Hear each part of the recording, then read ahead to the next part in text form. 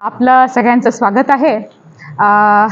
राष्ट्रसंत तुकडोजी महाराज नागपूर विद्यापीठाचे आपलं doctor Babasaheb Ambedkar school of law आहे आणि दरवेळेसप्रमाणे यावेळेससुद्धा जस्टा कॉझा नॅशनल लॉ फेस्टिवल हे 20, 21, 22 या दरम्यान होणार आहे आणि याबद्दलची माहिती लवकरच आपले डायरेक्टर सर आणखीन कन्व्हेनर मॅडम प्रवीणा खोब्रागडे देतील. हे नॅशनल लॉ फेस्टिवल जे आहे ते आपलं 23वे एडिशन आहे. 23rd एडिशन 23 वर्षापूर्वी आपल्याकडे सुरू झालेलं आहे. आणखीन दरवर्षीप्रमाणे यावर्षीसुद्धा सुप्रीम कोर्टचे जजेस, हायकोर्टचे जजेस आपलं स्टेज भूषवणार आहेत. कार्यक्रमाचे डिटेल्स मला वाटतं तुम्हाला हे पत्रक मिळालंच असेल.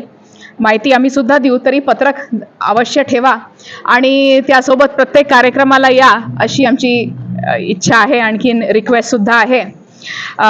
पुढील माहिती इनॉग्रेशनपासनं मी रिक्वेस्ट करते मॅडम प्रवीणा खोब्रागडे या देतील. धन्यवाद मॅडम.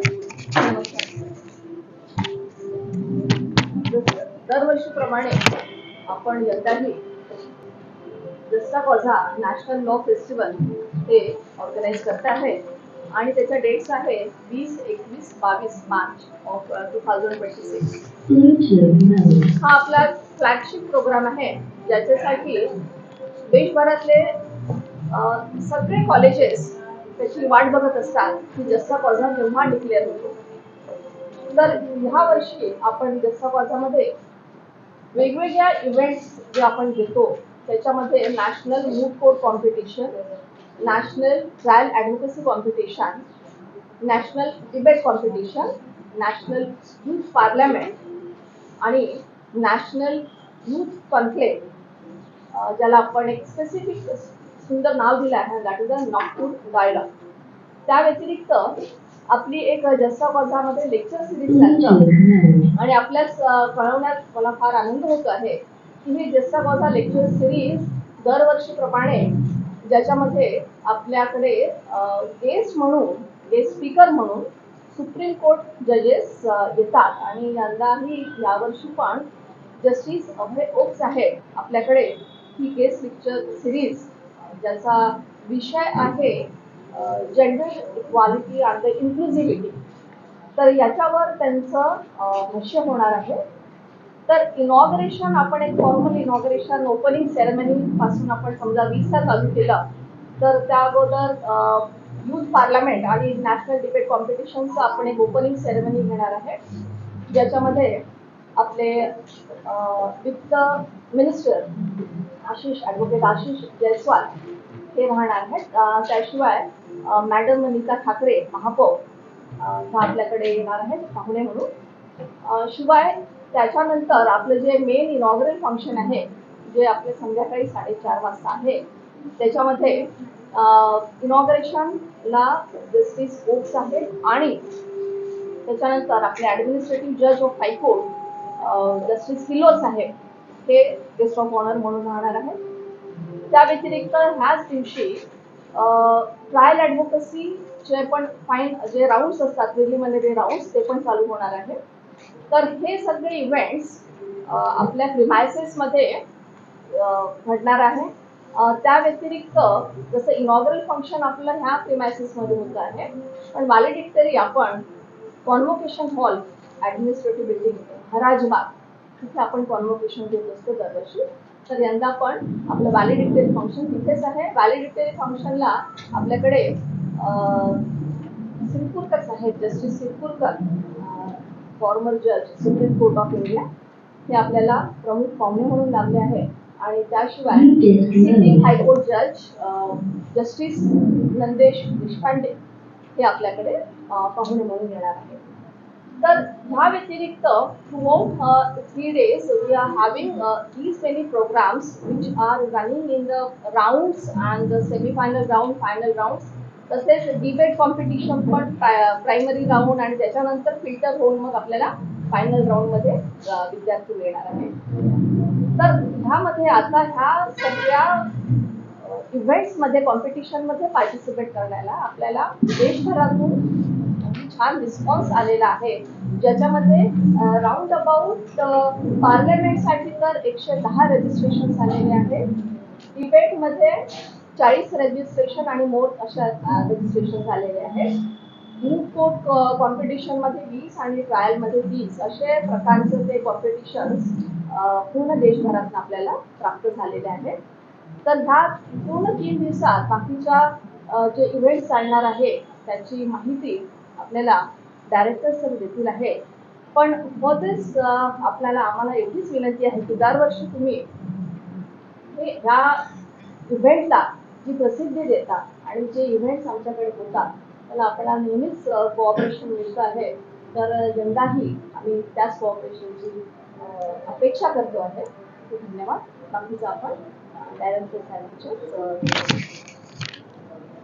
सर्वांचे नमस्कार आणि खूप खूप स्वागत. आपल्या नागपूरचं doctor Babasaheb Ambedkar school of law, जे राष्ट्रसंत तुकडोजी महाराज नागपूर विद्यापीठाचं कंडक्टेड कॉलेज आहे, त्याला 100 वर्ष पूर्ण झालेली आहे आणि सेंटेनरी आम्ही सेलिब्रेट करतो आहे. म्हणजे 1925ला स्थापन झालेलं, 2025ला 100 वर्ष पूर्ण केलेलं हे महाविद्यालय, तिथे आपल्या सगळ्यांचे स्वागत आहे. मी डॉक्टर रविशंकर मोर या महाविद्यालयात संचालक म्हणून कार्यरत आहे. विद्यापीठाचं कंडक्टेड कॉलेज असल्यामुळे साहजिकच आपल्या महाविद्यालयाचे पॅट्रॉन म्हणून विद्यापीठाच्या माननीय कुलगुरू Manali Kshirsagar madam, doctor Manali Kshirsagar madam यांचं सगळं पॅट्रॉनेज या संपूर्ण कार्यक्रमाला लाभलेलं आहे. इनॉग्रेशन, व्हॅलिडिक्टरी आणि इतर सगळ्या कार्यक्रमाला विद्यापीठाच्या माननीय कुलगुरू उपस्थित राहणार आहे. 3 दिवसाचा हा जो कार्यक्रम आहे, ज्याचं नाव आपण जस्टा कॉजा देतो, ही लॅटिन टर्म आपण डेव्हलप केलेली आहे 2 शब्द मिळून. Juxta means for the just cause, juxta कॉजा for the just cause असा एक शब्दच आपण शब्दकोशाला नवीन दिलेला आहे जस्टा कॉजा या नावाने, आणि आता तो तसा स्वीकारही झालेला आहे. 23वं संस्करण आपल्या जस्टा कॉजाचं महाविद्यालयात होते आहे. त्यासाठी महाविद्यालयातील सगळेच शिक्षक, विद्यार्थी जोमाने मागील 2 महिन्यापासून मेहनत करत आहात. सगळ्या वेगवेगळ्या इव्हेंटसाठी जे मॅडमनी सांगितले की आपले 6 प्रमुख इव्हेंट इथे होणार आहेत, त्या सगळ्या इव्हेंटसाठी वेगवेगळे टीचर कोऑर्डिनेटर्स ठरलेले आहेत आणि एकेका कार्यक्रमासाठी टीचर्स आणि विद्यार्थी असे हे मागील 2 महिन्यापासून मेहनत करत आहेत. तर आपल्याला इथे बोलावून माहिती देण्याचं कारण म्हणजे जसं माझ्या सहकारी प्राध्यापकांनी सांगितलं की कार्यक्रमाची एकतर माहिती देणे आणि त्याच्या मागचा उद्देश.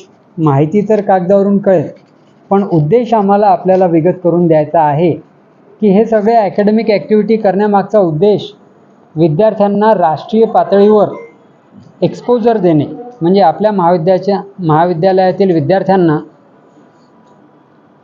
राष्ट्रीय पातळीवर कशा प्रकारचे विद्यार्थी कॉम्पीट करत आहेत त्याचा एक प्लॅटफॉर्म उपलब्ध करून देणे, एक्सपोजर देणे, आपल्या विद्यार्थ्यांनाही बाहेरच्या विद्यार्थ्यांना इथे बोलावून ते कशा प्रकारे इथे कॉम्पिटिशन्समध्ये परफॉर्म करतात हे दाखवण्याची संधी उपलब्ध करून देणे, हा त्याच्या मागचा एक प्रमुख उद्देश आहे.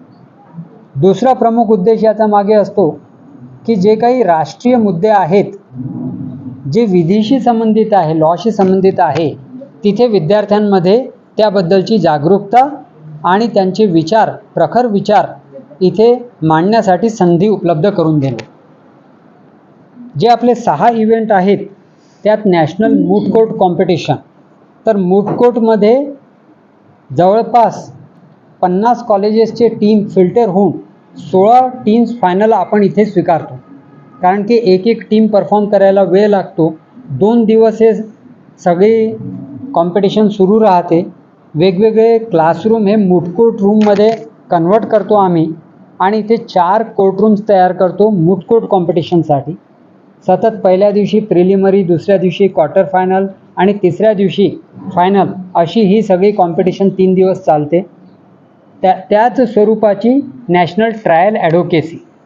मूट कोर्ट आणि ट्रायलमध्ये थोडासा फरक आहे. मूट कोर्ट कॉम्पिटिशन ही आर्ग्युमेंट बेस असते. ट्रायलमध्ये इव्हिडन्सेसचं ॲप्रिसिएशन आणि इव्हिडन्सेस म्हणजे त्याला वादी प्रतिवादी तिथे येणारे साक्षीदार याची सगळी अंडरस्टँडिंग विद्यार्थ्यांना होते. आणि जेव्हा टॉप क्लासचे नॅशनल लेवलचे विद्यापीठाचे टीम्स इथे येऊन परफॉर्म करतात तर आमच्या विद्यार्थ्यांना त्याचं एक चांगलं बघायला मिळतं, शिकायला मिळतं. हा उद्देश आहे या दोन मूट कोर्ट आणि ट्रायल ॲडव्होकेसी कॉम्पिटिशनचा. या कॉम्पिटिशनची विशेषता म्हणजे भारतात काही एक नेमके असे फक्त कॉलेजेस आहे की जिथे विद्यार्थी जे फायनल राऊंडमध्ये पोहोचतील, दोन टीम्स, त्यांना ऐकण्यासाठी म्हणजे जो बेंच राहील, कोर्ट राहील, तो सिटिंग हायकोर्ट जजेसचा राहणार, डिव्हिजन बेंच. यावेळेस आपल्या मूट कोर्टसाठी जे सिटिंग हायकोर्ट जज बसणार आहे फायनल राऊंडला ते आहे honourable Shri justice Prafulla Khubalkar sir आणि honourable Shri justice Rohit Joshi sir. Sitting high court जज will constitute the court for the final round of the moot court competition.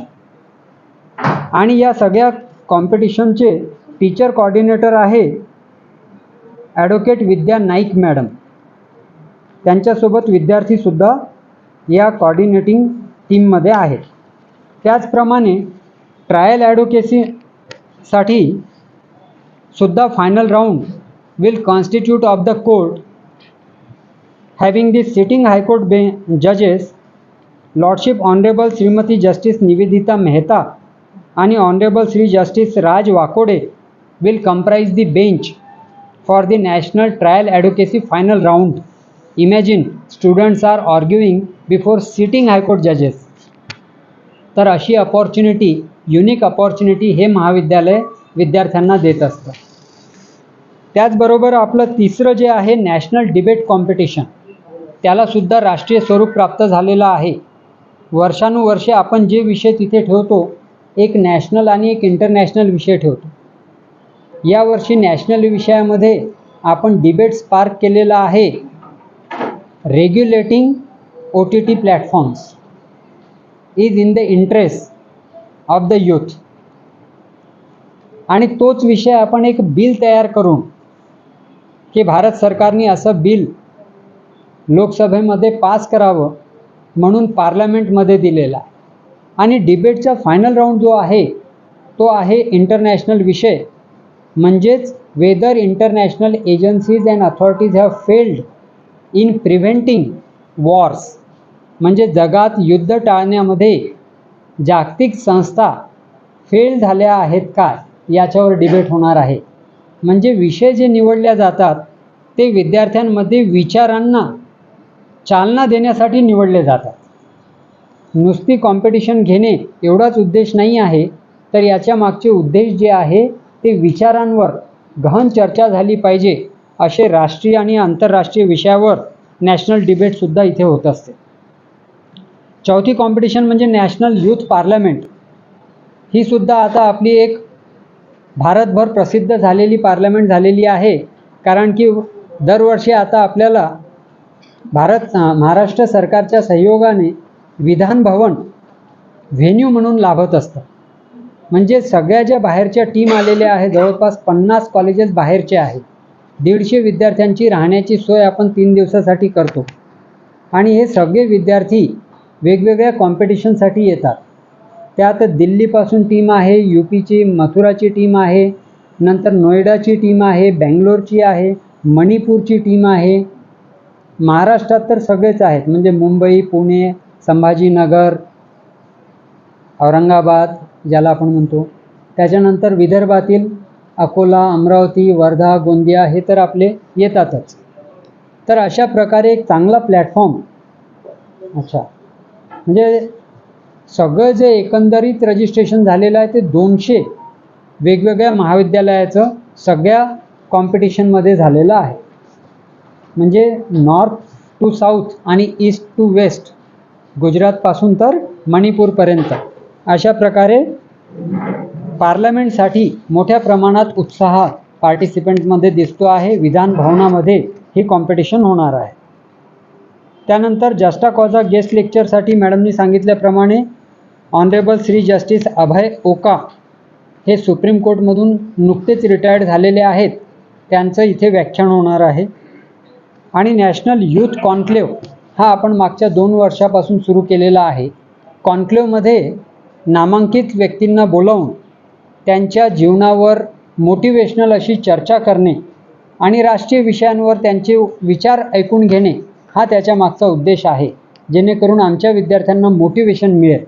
तर यावेळेस जे आमचं नॅशनल यूथ कॉन्क्लेव्ह, ज्याला की आपण द नागपूर डायलॉग असं नाव दिलेलं आहे, त्यासाठी ऑनरेबल श्री जस्टिस आर के देशपांडे, फॉर्मर जज बॉम्बे हायकोर्ट, हे एक पॅनल मेंबर राहणार आहे. दुसरे विशेष अतिथी आहे मिसेस वैशाली हिवसे, या एकमात्र फिमेल ऑफिसर आहे मिलिटरीमध्ये, ज्या बॉर्डरचे सगळे रोड बनवण्याचं काम करतात. आणि त्यांच्या कारकिर्दीमध्ये त्यांच्या सेवेमध्ये अनेक दुर्गम भागात आवश्यक असे स्ट्रॅटेजिक इम्पॉर्टन्स असलेले रोड भारतीय सेनेने बनवलेले आहेत. तिसरे जे पॅनल मेंबर आहेत ते आहे श्री विनायक महामुनी. हे आपल्या सगळ्यांना माहिती आहे, यंग IAS ऑफिसर आहे, CEO आहेत जिल्हा परिषदचे. त्यांचे विचार विद्यार्थ्यांना या यूथ कॉन्क्लेव्हमध्ये ऐकायला मिळणार आहे. तर अशा आपल्या एकूण 6 ॲक्टिव्हिटीज 3 दिवसात, 20 तारखेला, 21 तारखेला आणि 22 तारखेला. आता इतका मोठा इव्हेंट होतो आहे तर त्याचं इनॉग्रेशनसुद्धा साजेल असं झालं पाहिजे. आणि म्हणून आपल्या महाविद्यालयाची ही प्रथा राहिलेली आहे की ॲडमिनिस्ट्रेटिव्ह जज जे कोणी नागपूर बेंच बॉम्बे हायकोर्टला राहतात त्यांच्याच हस्ते आपण इनॉग्रेशनचा कार्यक्रम करतो. तर त्यासाठी यावेळेस ऑनरेबल श्री जस्टिस अनिल किल्लोर साहेब, जस्टिस ओका यांच्यासोबत आणि अर्थातच विद्यापीठाच्या कुलगुरू माननीय डॉक्टर मनाली क्षीरसागर मॅडम यासुद्धा इनॉग्रेशनला राहणार आहे. 20 तारखेला 4:30 वाजता ऑडिटोरियममध्ये जस्टा कॉजाचं इनॉग्रेशन आहे. मॅडमनी सांगितल्याप्रमाणे डिबेट आणि पार्लमेंटसाठी वेगळे अतिथी आपण बोलावतो, कारण की डिबेट आणि पार्लमेंट याचे अतिथी हे लेजिस्लेचर, एक्झिक्युटिव्ह या भागातले असतात रॅदर दॅन ज्युडिशियरी. आणि म्हणून ॲडव्होकेट आशिष जयस्वाल, माननीय मंत्री महाराष्ट्र सरकार, मिसेस नीता ठाकरे, महापौर डॉक्टर विपिन इटनकर हे आपल्या डिबेट आणि पार्लमेंटला इनॉग्रेट करण्यासाठी सकाळी 9 वाजता 20 तारखेला ऑडिटोरियममध्ये राहणार आहे. आणि याचबरोबर शेवटचा कार्यक्रम असतो जिथे बक्षीस वितरण आणि विद्यार्थ्यांना आपल्याला काय मिळणार, कोणाच्या हस्ते मिळणार ही उत्सुकता असते. आणि म्हणून व्हॅलिडिक्टरी आपला जो आहे कॉन्व्होकेशन हॉल, म्हणजे 3 प्रिमायसेसमध्ये हे 3 दिवस जातील. एक ऑडिटोरियम आपलं इथे आणि सगळे कोर्टरूम, विधान भवन, आणि तिसरं म्हणजे शिवछत्रपती शिवाजी महाराज परिसर विद्यापीठाचं महाराज बागच्या समोरचा भाग, तिथे कॉन्व्होकेशन हॉलला व्हॅलिडिक्टरी आपलं होणार आहे. फायनल राऊंडसुद्धा तिथेच होतात आणि व्हॅलिडिक्टरी. तर व्हॅलिडिक्टरी 22 मार्चला संध्याकाळी 5 वाजता आहे. यासाठी आपल्याला लाभलेले आहे ऑनरेबल श्री जस्टिस विकास सिरपूरकर, ऑनरेबल श्री जस्टिस नंदेश देशपांडे, हे सिटिंग बॉम्बे हायकोर्टचे जज आहे बॉम्बे हायकोर्ट, आणि विद्यापीठाच्या कुलगुरूसुद्धा राहणार आहे. तर आपण या सगळ्या कार्यक्रमाचा उद्देश इथे येऊन समजून घेतला. कार्यक्रमात आयोजनासाठी ज्या टीचर कॉर्डिनेटर्सनी मदत केलेली आहे त्यांची नाव घेणं आवश्यक आहे, म्हणजे आपल्यालाही माहिती होईल. तर मिसेस मृण्मयी कुकडे या कॉर्डिनेटर आहेत. नॅशनल ट्रायल ॲडव्होकेसीच्या Mrs Vidya Naik madam coordinator आहेत नॅशनल मूट कॉम्पिटिशनच्या. Doctor Chinmayi Nimkhedkar madam coordinator आहे नॅशनल यूथ कॉन्क्लेव्हच्या. Mrs Archana Pranjale madam coordinator आहेत नॅशनल डिबेट कॉम्पिटिशनच्या. ममता गोमासे मॅडम बघत आहेत कॉर्डिनेटर म्हणून नॅशनल यूथ पार्लमेंट. आणि ॲडव्होकेट संजय ब्रह्मे हे कॉर्डिनेट करत आहेत इतर, म्हणजेच बाकी कार्यक्रमाचं आयोजन जे आहे, गेस्ट लेक्चर असो की इनॉग्रेशन, व्हॅलिडिक्टरी वगैरे. या व्यतिरिक्त मोठ्या प्रमाणे विद्यार्थ्यांच्या कमिटी प्रत्येक इव्हेंटसाठी काम करत असतात. प्रामुख्याने फायनल इयरचा विद्यार्थी पारितोष जोशी, फोर्थ सेमिस्टरचा संपन्न पांडे, सोहम सोहम पातुरकर. सोहम पातुरकर हे विशेष करून विद्यार्थी जे लीड करत आहेत, असा विद्यार्थ्यांचा मोठा समूह, टीचर्स आणि मग थोडंफार काम आमच्यासाठी राहतं, तेवढंच आम्ही करतो. बाकी पूर्ण मेहनत ही विद्यार्थी आणि टीचरची आहे. आपण सगळ्यांनी या सगळ्या कार्यक्रमाला उपस्थित राहावं अशी आमची मनापासून इच्छा आहे आणि आपण सगळ्यांचं प्रेम या महाविद्यालयावर नेहमीच राहतं. त्याचप्रमाणे पुन्हा यावर्षीसुद्धा सगळ्या कार्यक्रमाला आपण उपस्थित राहून चांगली प्रसिद्धी द्यावी आणि नागपूरचं एक जे आपण म्हणतो की मानलेलं महाविद्यालय आहे. अपार्ट फ्रॉम ह्या इव्हेंट आपल्याला सांगू इच्छितो की एकमात्र कॉलेज आपल्या महाराष्ट्रात आहे, कदाचित भारतात असेल, की जिथे अजूनही वर्षाकाठी फी जी आहे विद्यार्थ्यांची ती 2,500 रुपये आणि क्वालिटी एज्युकेशन आहे. नॅशनल लॉ स्कूल्समध्ये ज्या प्रकारचं एज्युकेशन मिळतं त्या क्वालिटीचं एज्युकेशन आपण वर्षाला 2,500 रुपये फी घेऊन देतो. त्यामुळे या महाविद्यालयाला आपण सगळ्यांनी एक चांगलं नाव लौकिक प्राप्त करून द्यावं अशी आमची अपेक्षा आहे. 100 वर्षाच्या इतिहासात भारताचे पंतप्रधान, चीफ जस्टिस ऑफ इंडिया असे अनेक मान्यवर इथून शिकून बाहेर निघालेले आहे. आता मी जितके जस्टिस आपल्या या कार्यक्रमाला येत आहेत यांची नाव घेतली ते सगळे याच महाविद्यालयाचे विद्यार्थी, म्हणजे फायनल राऊंडचे 4, 2 मुटकोटचे, 2 ट्रायल्सचे, व्हॅलिडिक्टरीचे 1, इनॉग्रेशनचे 1, 6च्या 6 लॉर्डशिप्स आपलेच विद्यार्थी आहेत. तर 100 वर्षात या महाविद्यालयाने चांगली कामगिरी केलेली आहे. इथले प्राचार्य, प्राध्यापक हे सगळे नेहमी विद्यापीठात कायद्याचं आणि संविधानाचा प्रचार कसा होईल यासाठी प्रयत्नरत राहतात. सुंदर प्रियम्बल पार्क आपल्या परिसरात झालेला आहे. अनेक महाविद्यालयाचे विद्यार्थी त्याला भेट देतात आणि भारतीय संविधानाची मूल्य जी प्रियम्बलमध्ये दिलेली आहे ती सगळी समजून घेतात. या व्यतिरिक्त आपल्या महाविद्यालयाने इनिशिएटिव्ह घेऊन विद्यापीठात जे 400 प्रोग्राम चालतात, सगळ्या डिग्रीज, तिथे संविधानाचा 2 क्रेडिटचा कोर्स कंपल्सरी केलेला आहे. तर या महाविद्यालयाचं कॉन्ट्रिब्युशन संविधानाचा जागर प्रसार करण्यामध्ये मोठा आहे, विद्यार्थी घडवण्यामध्ये मोठा आहे. आपण ते सगळं जाणताच याला अजून प्रसिद्धी द्यावी. 100 वर्ष पूर्ण केलेले आहे, एखादा चांगला लेख आपण या महाविद्यालयावर लिहावा अशी आमची सगळ्यांना विनंती आहे. आपण आलात त्यासाठी धन्यवाद. किती स्टुडंट पार्टिसिपेट करतात आपल्या महाविद्यालयात म्हणजे या कॉलेजमध्ये 1200 विद्यार्थी आहे, तर त्यांचा तर सहभाग असतोच. या व्यतिरिक्त बाहेरून जवळपास 400 विद्यार्थी वेगवेगळ्या इव्हेंटमध्ये पार्टिसिपेट करतात. म्हणजे डिबेटचे 150 आपल्या पार्लमेंटचे आणि हे मुटकोट आणि ट्रायल्स याला लिमिटेडच घेऊ शकतो आपण, कारण की those competitions call for time.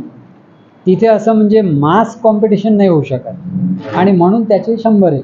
तर 400 विद्यार्थी बाहेरचे भारतभरचे आणि 1200 आपले, असं एकंदरीत 1600 विद्यार्थ्यांचा हा मेगा इव्हेंट 3 दिवस आपल्या महाविद्यालयात चालतो.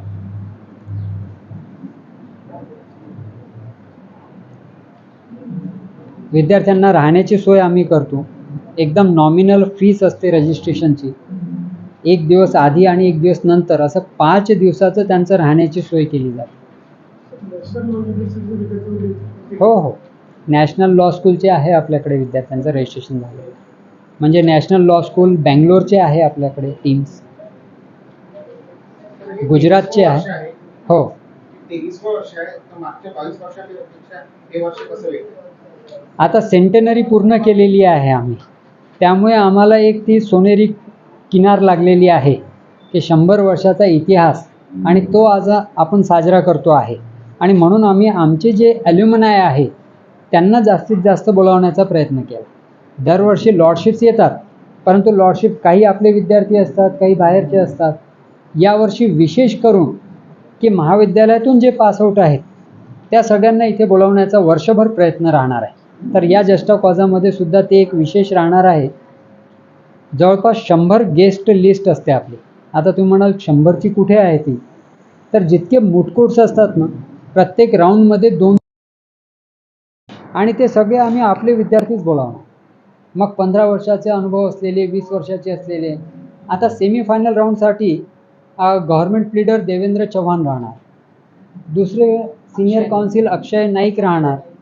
म्हणण्याचा अर्थ जे कोणी आपले विद्यार्थी आहेत आणि मोठे झालेले आहेत त्यांना आपल्या विद्यार्थ्यांसमोर प्रेझेंट करणे हा एक विशेषतः 100 वर्ष आहे, 22च्या नंतर 23व्या वर्षी एक वेगळंपण तेवढं आहे.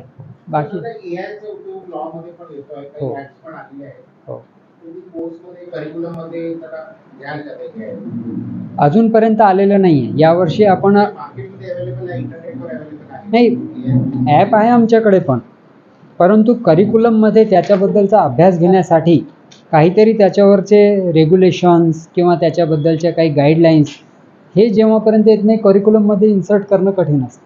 म्हणजे लायब्ररीसाठी तर आपल्याकडे आहे, मनूपात्र आहे, त्यांनी AI एजंट त्याच्यात आहे. डॉक्युमेंटेशन जो वर्क होतो लॉयर्सचं, हो त्याला वेळ वाचू शकतो. हो, खूप वाचतो. म्हणजे आता नोटीस लिहायचा असेल किंवा ड्राफ्ट करायचा असेल, पहिले कट अँड पेस्ट करावं लागायचं की जुना ड्राफ्ट घ्या, मग त्याच्यातला ज्युरिस्डिक्शनचा क्लॉज, प्रेयरचा क्लॉज कॉमन असतो. पण आता AIला आपला ड्राफ्ट टाकला आणि त्याला सांगितलं की या मागच्या ड्राफ्टनुसार याला करून टाक, तर ते करून देत. याचा अर्थ असा नाही की वकिलीला आता या सबस्टिट्यूट झालेला आहे. काय होणार आहे की जितका वेळ वकिलांचा वाचेल ती बुद्धिमत्ता त्याच्या वर जाण्यासाठी, म्हणजे what we were doing till today, त्याच्यापेक्षा आणखी चांगलं प्रेझेंटेशन, चांगले ड्राफ्ट, चांगले आर्ग्युमेंट करण्यासाठी वकिलांचा वेळ वाचणार आहे. तर AI सगळ्याच क्षेत्रामध्ये आल्यामुळे सगळ्याच क्षेत्रामध्ये आता प्रगती अधिक होणार, because you will get time to improve upon that. जितकं आपण करू शकत होतो तेवढं आता AI करतं. तर साहजिकच मानसिक प्रवृत्ती काय असते की त्याच्या पुढे जायची. तर त्यामुळे आता आमचे सगळे ड्राफ्ट्स, त्यांचा क्वालिटी, सगळ्या नोटिसेस ही क्वालिटी पहिलेपेक्षा बेटर होते आहे. म्हणजे AIच्या ड्राफ्टवरच इम्प्रूव्ह करणार ना तुम्ही. तर जी लेवल आतापर्यंतची होती ती तर AI करून टाकतं. Now things are going beyond that. तर AIचा एक मोठा फायदा वकिली क्षेत्रात झालेला मला तरी दिसतो आहे. मी कायद्याची वाट बघत आहोत. कायदा AI प्रती काय येतो किंवा रूल्स अँड रेग्युलेशन्स काय गव्हर्नमेंट देतं, कारण त्याची अत्यंत आवश्यकता आहे सध्या. आणि त्याचे गुड थिंग्स पण आहे आणि बॅड थिंग्स पण आहे. तर ज्या दिवशी कायदा येईल त्या दिवशी समजा की सिलेबसमध्ये आलंच ते. जसं आपण बोललो, संविधानावर 2 सब्जेक्ट तुम्ही इथं शिकवता म्हणा. 2 क्रेडिटचा कोर्स कंपल्सरी अच्छा, कंपल्सरी सगळ्या प्रोग्राम, सगळ्यांसाठी म्हणजे BA BCom BSc BA BCom BSc सगळीकडे. विद्यापीठात कॉलेजमध्ये प्रत्येक कॉलेज. हा. 530 कॉलेजेस आहे विद्यापीठात, 400 डिग्रीज चालवतं विद्यापीठ. त्या सगळ्यांमध्ये आपण संविधान कंपल्सरी, म्हणजे not only law students, engineering, management, science, commerce. Sir विषय जे निवडले जातील ते हो. निवडले जातील विचाराने चांगला देण्यासाठी. हो. ते फायनल राऊंड मध्ये होतील की त्याच्या सिटिंग जजचे हायकोर्टची बेंच बसतील ते त्या मोटकोर्ट आणि ट्रायलसाठी जे विषय असतात ते कंटिन्युअस असतात. म्हणजे एकच केस जी आहे ती प्रिलिमिनरी राऊंडला राहते, तीच क्वार्टरला राहते, तीच फायनल राऊंडला राहते. म्हणजे तिथे असं आपण फायनल राऊंडला दुसरी केस देत नाही, कारण की केसचं आर्ग्युमेंट प्रिपेअर करायला 1-1.5 महिना लागतो. त्यामुळे आपण आत्ता दिलं त्यांना आणि मग ते लगेच आर्ग्युमेंट करतील असं होत नाही. त्यामुळे तिथे विषय एकच असतो, फक्त त्याचं सिरियसनेस वाढत जातं. जसं तुम्ही सेमीफायनल राऊंडला जाणार तिथे मग advocate Devendra Chavan senior council बसलेले आहे, ते त्यांना जास्त प्रश्न विचारतील, वेगळ्या दृष्टीने विचारतील, अधिक खोलवर जाऊन विचारतील. फायनल राऊंडला हायकोर्ट जजेस बसलेले आहेत, तर केस तीच असते, परंतु लेवल ऑफ कॉम्पिटिशन वाढत जातं. जसं मॅडमनी सांगितलं होतं की पार्लमेंटचा काही त्याबद्दल काही विचार केले होते मॅडम, तर 40 लोक बाहेरचे आहेत. 110 आहे पार्टिसिपंट, त्याचं 110 आहे पार्टिसिपंट. ते वेगवेगळ्या याच्यातून येतात बरं, नुसतेच लॉ कॉलेजचे नाही आहेत त्याच्यामध्ये. तर कोणत्याही इंटरडिसिप्लिनरी मधनं कोणीही येऊ शकतं पार्लमेंटमध्ये भाग घेण्यासाठी, ज्याला त्याचा अनुभव आहे असे ते प्रिफर करतात बहुतेक. पण आपल्याकडे त्याच्यामध्ये लॉ, आता जसं ट्रायल आणि मूट कोर्ट त्या कसं बेसिकली लॉ स्टुडंटसाठी आहे ह्या कॉम्पिटिशन. पण आपली debate competition parliament is open for all, त्याच्यामुळे बाकीचे पण कॉलेजेसचे. याचा अगोदर हे झालेलं आहे का पहिल्यांदा होणार आहे? नाही म्हणजे विधान भवनमध्ये दुसरं वर्ष आहे. हा. दुसरं दुसरं. पण अदरवाईज आपण पार्लमेंट घेत होतो असं नाही, पण विधान भवन मध्ये काल मागच्या वर्षी आणि द तीन सेकेंड। दिन का रखा गया है, इसकी डेट कब की है? थोड़ा बहुत 20 तारीख पार्लियामेंट एक ही दिन का है, एक ही 20 दिन। तारीख का। सिर्फ यहाँ सुबह से लेके शाम तक चलेंगे, 2 सेशन होंगे वहाँ, एक प्री लंच सेशन, एक पोस्ट लंच सेशन। 10 बजे पार्लियामेंट शुरू होगा, 1:15 बजे ब्रेक होगा, फिर वो 1:45 बजे बैठेंगे, 4:30 बजे खत्म हो जाएगा। क्योंकि विधान भवन मिलना ये बड़ी बात है, सरकार ये यूनिवर्सिटी का कंडक्टेड कॉलेज है इसलिए अलाउ करते हैं।